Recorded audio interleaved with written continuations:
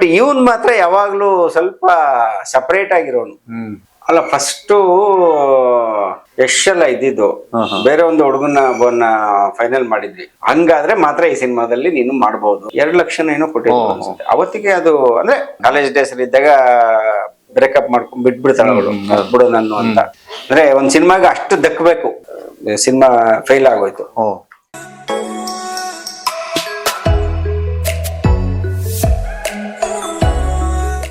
ರಾಹುಲ್ ಪಾತ್ರಕ್ಕೆ ಯಶ್ ಅವರು ಬೇಕು ಅಂತ ನಿಮಗೆ ಅನ್ಸಿದ್ಯಾ? ಅಲ್ಲ ಫಸ್ಟ್ ಯಶ್ ಎಲ್ಲ ಇದ್ದಿದ್ದು ಬೇರೆ ಒಂದು ಹುಡುಗನ ಫೈನಲ್ ಮಾಡಿದ್ವಿ. ಆತ ಇನ್ನೇನು ಶೂಟಿಂಗ್ 1 ವಾರ 15 ದಿವಸ ಇದೆ ಅನ್ನುವಾಗ ಬೈಕಲ್ಲಿ ಬಿದ್ದು ಕಾಲ್ ಫ್ರಾಕ್ಚರ್ ಮಾಡ್ಕೊಂಬಿಟ್ಟ. ಸೊ ಆವಾಗ ನಮ್ಗೆ ಮತ್ತೆ ಬೇರೆ ಯಾರೋ ಬೇಕಲ್ಲ ಅಂತ ಹುಡುಕ್ತಾ ಇದ್ದಾಗ ಅವಾಗ ಯಶ್ ನನಗೆ ಕಾಣಿಸಿದ್ದು. ಯಶ್ನ ನಾನು ಆಕ್ಚುಲಿ ಒಂದು ಸೀರಿಯಲ್ ಬರ್ತಾ ಇತ್ತು ಅವಾಗ, ಐ ಥಿಂಕ್ ಪ್ರೀತಿ ಇಲ್ಲದ ಮೇಲೆ ಅಂತ. ಅದ್ರಲ್ಲಿ ಅನಂತ್ನಾಗ್ ಅವರು, ಅಚ್ಯುತ್ ಅವರು, ಯಶ್ 3 ಜನನು ಆಕ್ಟ್ ಮಾಡ್ತಾ ಇದ್ರು. ಸೊ ನಾನು ಆಕ್ಚುಲಿ ಅಂದ್ರೆ ಮಧ್ಯಾಹ್ನ ಕರೆಕ್ಟ್ ನಾವು ಊಟ ಮಾಡೋ ಟೈಮಲ್ಲಿ ಬರೋ ಸೀರಿಯಲ್ ಅದು. ಊಟ ಮಾಡುವಾಗ ಟಿವಿ ನೋಡ್ತೀವಲ್ಲ, ಮನೆಯವರೆಲ್ಲ ನೋಡೋರು ಅಂತ ನಾವು ಬೈ ಡಿಫಾಲ್ಟ್ ನೋಡ್ತಾ ಇದ್ದೆ ಅಷ್ಟೇ. ಅದನ್ನ ಈ ತರ ಹೆಂಗೆ ಹುಡುಗಾಟದಲ್ಲಿದ್ದಾಗ ಆ ಸೀರಿಯಲ್ ಅಲ್ಲಿ ನೋಡಿದ್ದು. ಹುಡುಗ ತುಂಬಾ ಚೆನ್ನಾಗಿ ಆಕ್ಟ್ ಮಾಡ್ತಾನಲ್ಲ ಅಂತ ಅನ್ಬಿಟ್ಟು ಸೊ ಅವಾಗ ಯಶ್ನ ಕರ್ಸಿದ್ದು. ಸರಿ ಯಶ್ ಕರೆದ ತಕ್ಷಣನೇ ಬಂದ ನೋಡ್ರೆ ಅವನು ಅವಾಗ್ಲೂ ಈಗ ದಾಡಿ ಗಿಡಿ ಎಲ್ಲ ಅಲ್ಲೂ ಸ್ವಲ್ಪ ರಫ್ ಅಂಡ್ ಟಫ್ ಕ್ಯಾರೆಕ್ಟ್ರೆ ಸೀರಿಯಲ್ ಅಲ್ಲೂ. ಬಟ್ ನಮಗ್ ಬೇಕಿದ್ದೇನು ಎಲ್ಲ ಸ್ವಲ್ಪ ಚಿಗುರು ಮೀಸೆ, ಚಿಗುರು ಇದು ಸ್ವಲ್ಪ ಏಜ್ ಕಮ್ಮಿ ಆಗೋ ತರ ಬೇಕಲ್ಲ. ಆಮೇಲೆ ಅವ್ನ್ ಸಿಂಗರ್ ಸಿನಿಮಾದಲ್ಲಿ. ಸೊ ಅವನಿಗೆ ಬಂದ ತಕ್ಷಣ ಅವ್ನು ಆಕ್ಟ್ ಚೆನ್ನಾಗಿ ಮಾಡ್ತಾನೆ ಅನ್ನೋದು ಆಲ್ರೆಡಿ ನಾನು ಸೀರಿಯಲ್ ಅಲ್ಲೇ ನೋಡಿದ್ದೆ. ಅದ್ರ ಬಗ್ಗೆ ಎಲ್ಲ ಏನ್ ಡೌಟ್ ಇರ್ಲಿಲ್ಲ. ಒಂದೇ ಏನಂದ್ರೆ ಅಪಿಯರೆನ್ಸ್, ಇನ್ನು ಅಪಿಯರೆನ್ಸ್ ಚೇಂಜ್ ಆಗ್ಬೇಕಪ್ಪ, ಸ್ವಲ್ಪ ಈ ಮೀಸೆ ದಾಡಿ ಎಲ್ಲ ಟ್ರಿಮ್ ಮಾಡ್ಬೇಕು, ಹಂಗಾದ್ರೆ ಮಾತ್ರ ಈ ಸಿನಿಮಾದಲ್ಲಿ ನೀನು ಮಾಡ್ಬೋದು ಅಂತ ಹೇಳ್ದೆ ಅವ್ನಿಗೆ. ಯಾಕಂದ್ರೆ ಸೀರಿಯಲ್ ಅಲ್ಲಿ ಮಾಡ್ತಾ ಇದ್ದ, ಸೀರಿಯಲ್ ಅಲ್ಲಿ ಕಮಿಟ್ಮೆಂಟ್ ಇರುತ್ತಲ್ಲ, ಅವ್ರ ಕಂಟಿನ್ಯೂಟಿಗಳು ಅದು ಇದೆಲ್ಲ ತೆಗೆದ್ರೆ ಮಾತ್ರನೇ ಈ ಸಿನಿಮಾದಲ್ಲಿ ಮಾಡಕ್ ಆಗೋದು ಅಂತ. ಅವನಿಗೆ ಸರಿ ಆ ಕ್ಯಾರೆಕ್ಟ್ರು ಅದು ಇದೆಲ್ಲ ಕೇಳಿದ್ದ, ಅವನಿಗೆ ಸಖತ್ ಇಷ್ಟ ಆಗಿತ್ತು ಅವನಿಗೂ. ಹಾಗೆ ಇಲ್ಲ ಆಯ್ತು ಸರ್, ನಾನು ಹೆಂಗಾದ್ರು ಮಾಡಿ ನಮ್ಮ ಸೀರಿಯಲ್ ಟೀಮ್ ಜೊತೆ ಮಾತಾಡಿ ನಾನು ಅದನ್ನ ಡೇಟ್ಸ್ ಅದು ಇದು ಅಡ್ಜಸ್ಟ್ ಮಾಡ್ಕೊಂತೀನಿ ಅಂತೇಳಿ ಹೋಗಿ ಆ ಟೀಮ್ ಜೊತೆ ಎಲ್ಲ ಮಾತಾಡಿ ಅಡ್ಜಸ್ಟ್ ಮಾಡ್ಕೊಂಡು ಬಂದ. ಮಾಡ್ಕೊಂಡು ಬಂದು ಅಲ್ಲಿ ಎಲ್ಲ ದಾಡಿ ಗಿಡಿ ಎಲ್ಲ ಟ್ರಿಮ್ ಮಾಡಿ, ಆಮೇಲೆ ಅದು ಒಂದು ಸ್ಟ್ರೆಚ್ ಅಲ್ಲಿ ಮುಗಿಸ್ಬೋದಾಗಿತ್ತು ನಾವು. ಎಷ್ಟು ಸೆಕೆಂಡ್ ಹಾಫ್ ಅಲ್ಲಿ ಬರೋ ಕ್ಯಾರೆಕ್ಟರ್ ಅಲ್ವಾ, ಒಂದೇ ಸ್ಟ್ರೆಚ್ ಅಲ್ಲಿ ಅವ್ನ ಸೀನ್ಸ್ ಎಲ್ಲ ನಾವು ಶೂಟ್ ಮಾಡೋಕೆ ಆತರ ಪ್ಲಾನ್ ಮಾಡ್ಕೊಂಡಿದ್ವಿ ನಾವು.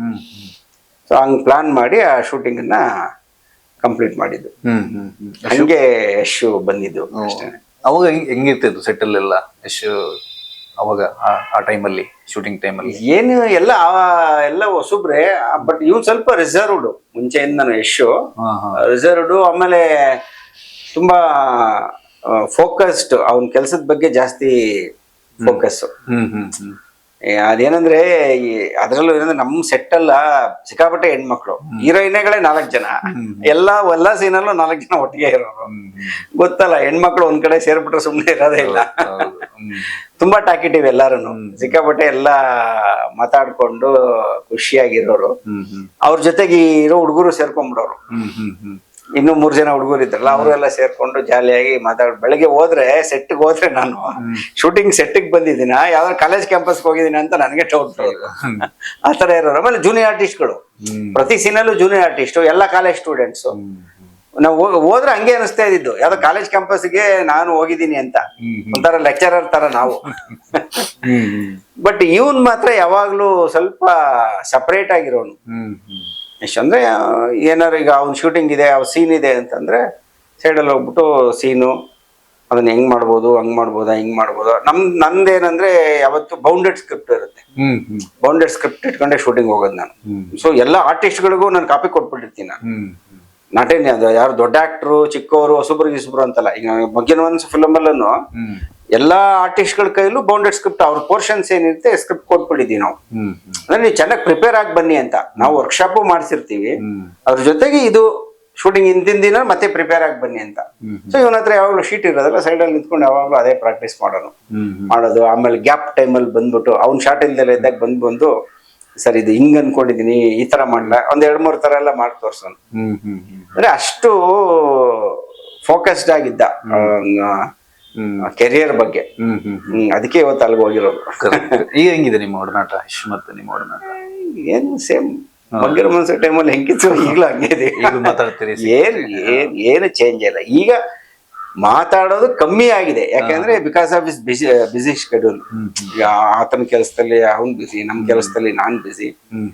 ಎಲ್ಲೋ ಪಾರ್ಟಿಗಳಲ್ಲಿ ಅಲ್ಲಿ ಇಲ್ಲಿ ಅಥವಾ ಯಾವ ಇವೆಂಟ್ಗಳು ಅವನು ಇದಾದಾಗ ಸಿಗ್ತೀವಿ. ತೀರಾ ಏನಾದ್ರು ಮಾತಾಡ್ಲೇಬೇಕು ಅಂತಂದ್ರೆ ಫೋನಲ್ಲಿ ಮಾತಾಡ್ತೀವಿ.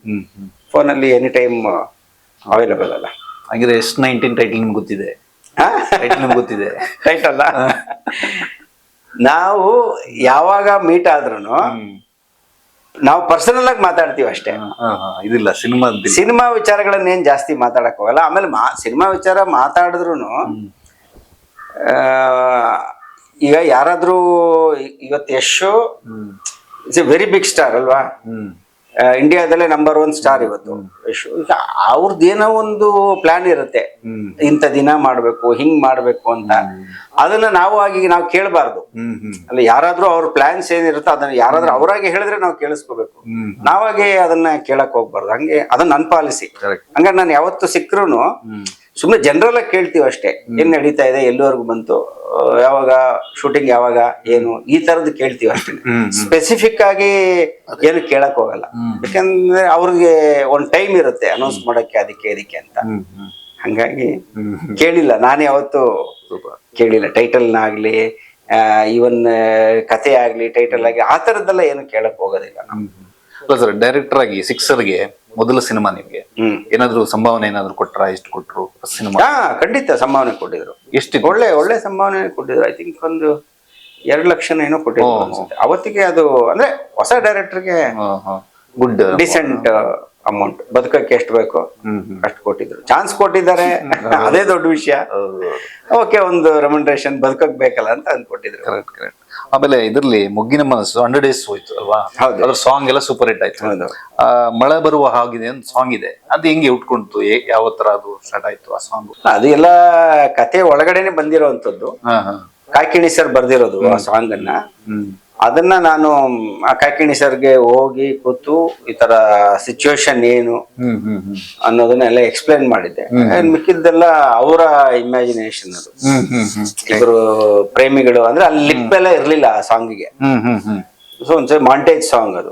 ಸೊ ಅವ್ರ ಇಮ್ಯಾಜಿನೇಷನ್ ಅಷ್ಟು ಅದ್ಭುತವಾಗಿ ಬರ್ದಿದ್ರು. ಕರೆಕ್ಟ್. ಆಮೇಲೆ ಯಶ್ ಅವರು ಒಂದು ಸ್ಟೇಜ್ ಅಲ್ಲಿ ಆಡ್ತಾರೆ ಐ ಲವ್ ಯು ಅಂತ ಒಂದು ಸಾಂಗ್, ಅದು ನೀವೇ ಬರ್ದಿರೋದಲ್ಲ? ಅದು ನಾನೇ ಬರ್ದಿರೋದು. ಹೌದು. ಅದು ಹೆಂಗೆ ನಿಮ್ಗೆ ಐಡಿಯಾ ಬಂತು ಈ ತರ ಒಂದು ಸಾಂಗ್ ಬೇಕು?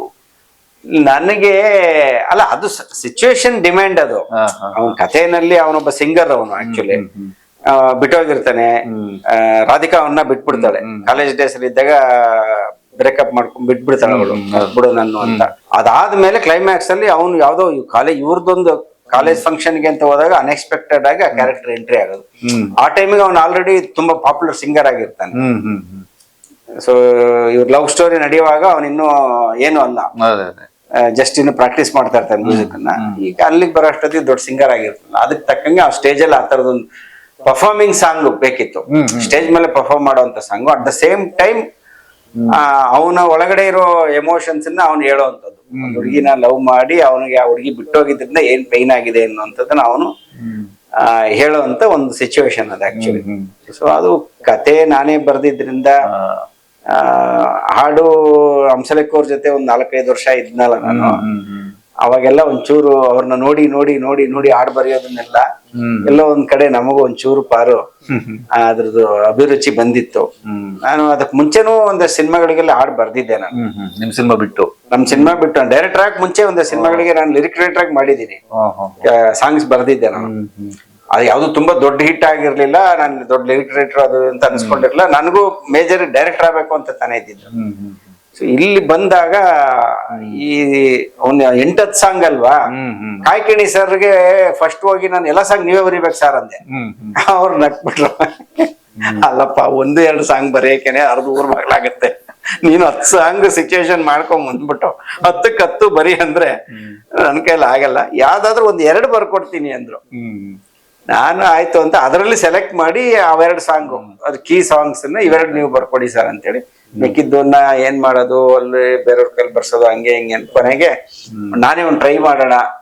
ಅದು ಯಾಕೆಂದ್ರೆ ಎಲ್ಲವೂ ಸಿಚುವೇಶನ್ ಓರಿಯೆಂಟೆಡ್. ಈಗ ಇಮ್ಯಾಜಿನೇಷನ್ ಸಾಂಗ್ಸ್ ಅಂದ್ರೆ ಹೀರೋ ಹೀರೋಯಿನ್ ಕನ್ಸ್ ಕಾಣ್ತಾರೆ, ಡ್ಯೂಯೆಟ್ ಅಂದ್ರೆ ನೀವೇನ್ ಬೇಕಾದ್ರೆ ಬರೀಬಹುದು. ಬಟ್ ಕಥೆಯನ್ನ ಆ ಸಾಂಗ್ ಅಲ್ಲಿ ಕತೆ ಮೂವ್ ಆಗ್ಬೇಕು ಅಂದ್ರೆ ಕಥೆಯ ಎಲಿಮೆಂಟ್ಸ್ ಆ ಸಾಲುಗಳಲ್ಲಿ ಬರ್ಬೇಕು. ಈ ಒಂದು ಕಂಪಲ್ಷನ್ ನಿಂದಾಗಿ ನಾನೇ ಬರೆಯುವಂತ ಪರಿಸ್ಥಿತಿ ನಿರ್ಮಾಣ ಆಗಿ ನಾನ್ ಬರ್ದಿದ್ದಷ್ಟೇ ಅದನ್ನ. ಅದು ಯೂತ್ಗೆಲ್ಲ ಸೂಪರ್ ಹಿಟ್ ಆಯ್ತು ಸಾಂಗ್. ಮತ್ತೆ ಇಷ್ಟು ಕಷ್ಟಪಟ್ಟು ಮಾಡಿದ್ರಿ ಮುಗ್ಗಿನ ಮನಸ್ಸು, ಫಿಲ್ಮ್ ಫೇರ್ ಅಲ್ಲಿ ತುಂಬಾ ಏರಿಯಾಕ್ಕೆ ಅವಾರ್ಡ್ಸ್ ಬಂತು. ಅವಾಗ ಏನಿಸ್ತು ನಿಮಗೆ ಆ ಟೈಮ್ನಲ್ಲಿ? ಇಲ್ಲ, ನ್ಯಾಚುರಲಿ ಖುಷಿ ಆಗೇ ಆಗುತ್ತಲ್ಲ. ಮೊದಲನೇದು ಜನ ಅಕ್ಸೆಪ್ಟ್ ಮಾಡೋದು, ಎಲ್ಲದಕ್ಕೆ ಜನ ಕೊಡೋದು ದೊಡ್ಡದು. ಜನನು ಅಪ್ರಿಶಿಯೇಟ್ ಮಾಡಿದ್ರು. ಒಂದು 4-5 ಸೆಂಟ್ರಲ್ಲಿ 100 days ಹೋಯ್ತು ಸಿನಿಮಾ. ಆಮೇಲೆ ಈ ತರ ಫಿಲ್ಮ್ ಫೇರ್ ಅವಾರ್ಡು ಬಂತು. ಆಮೇಲೆ ಎಲ್ಲರಿಗೂ ಬಂತು ಫಿಲ್ಮ್ ಫೇರ್ ಅವಾರ್ಡ್, ಇನ್ಕ್ಲೂಡಿಂಗ್ ಯಶ್ಗೂ ಬಂತು. ಹೌದೌದು, ಬೆಸ್ಟ್ ಸಪೋರ್ಟಿಂಗ್ ಹೀರೋಯಿನ್ಗೆ, ಯಶ್ಗೆ, ನನಗೆ ಬೆಸ್ಟ್ ಡೈರೆಕ್ಟರ್. ಅಂದ್ರೆ ಒಂದ್ ಸಿನಿಮಾಗೆ ಅಷ್ಟು ದಕ್ಕಬೇಕು ನಿಜವಾಗ್ಲು.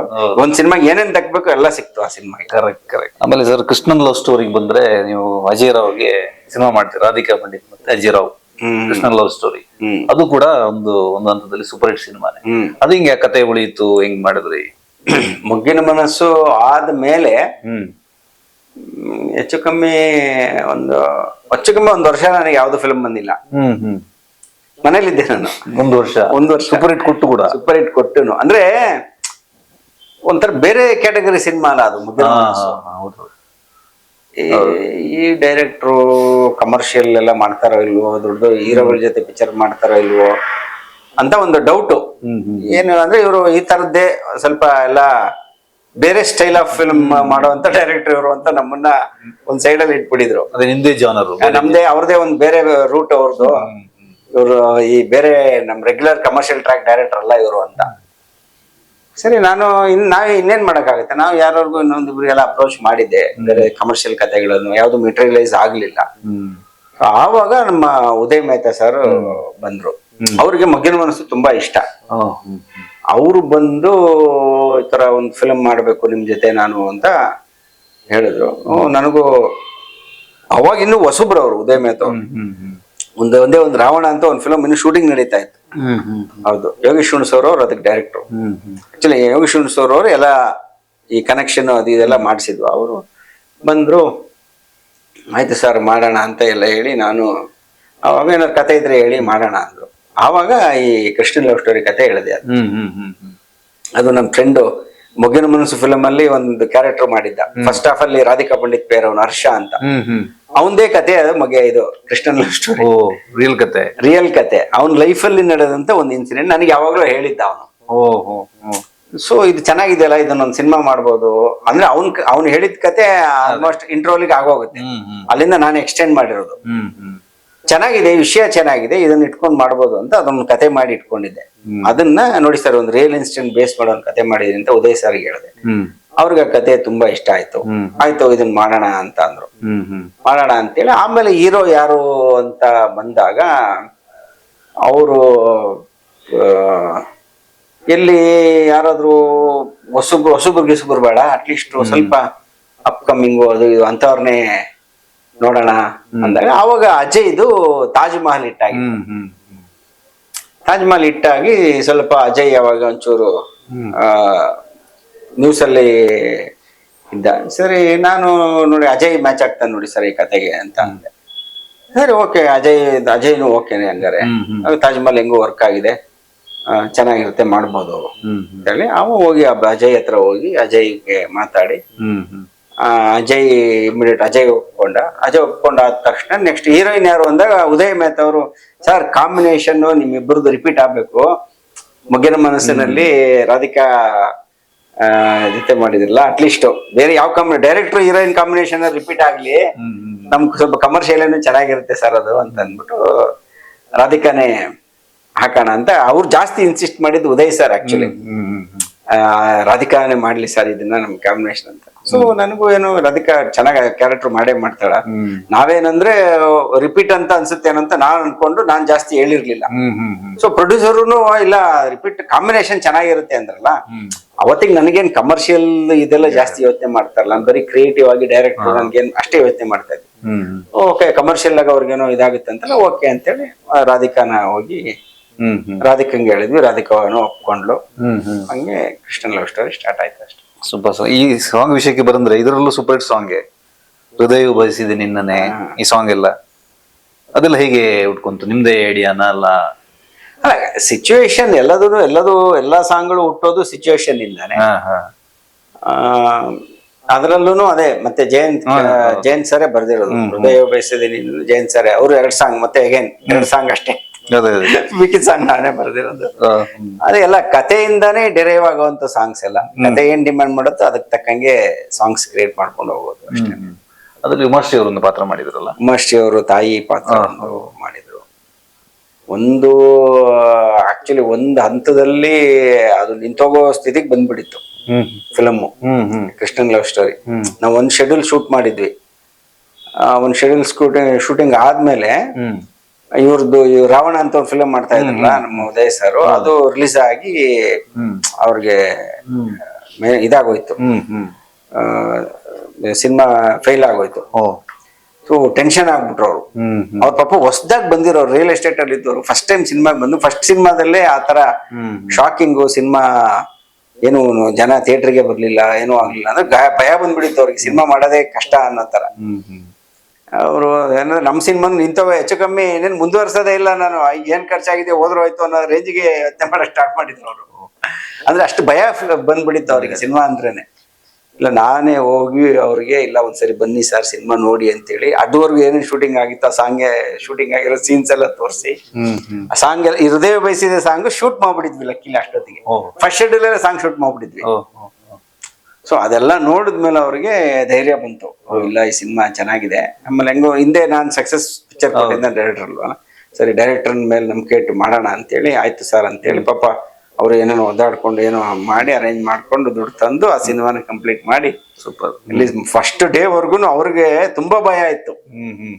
ಅದೇ ಇದು ಹೆಂಗೆ ಅಂದ್ರೆ ಈ ತೆನಾಲಿ ರಾಮಕೃಷ್ಣನ್ ಬೆಕ್ಕಿನ ತರ, ಬೆಕ್ಕು ಹೋಗ್ಬಿಟ್ಟು ಬಿಸಿ ಹಾಲು ಕುಡಿದು ನಾಲ್ಗೆ ಸುಟ್ಟ ತಕ್ಷಣ ಹಾಲು ನೋಡಿದ್ರೇನೆ ಭಯ ಬರುತ್ತಲ್ಲ, ಹಂಗೆ ಇವ್ರಿಗೆ first cinema flop, first morning show ಇಂದಾನೆ ಜನ ಬಂದಿಲ್ಲ ಅನ್ನೋದಿತ್ತಲ್ಲ, ಹಂಗಾಗ್ಬಿಟ್ರೆ ಅನ್ನೋ ಒಂದು ಫೇರ್.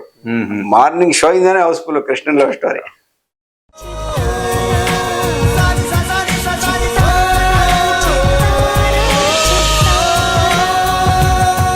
ಕನ್ನಡಿಗರ ಮನೆ ಮಾತಾಗಿರುವ ಸಿನಿ ಪತ್ರಿಕೆ ಚಿತ್ತಾರ, ಕರ್ನಾಟಕದ number 1 readers choice entertainment magazine.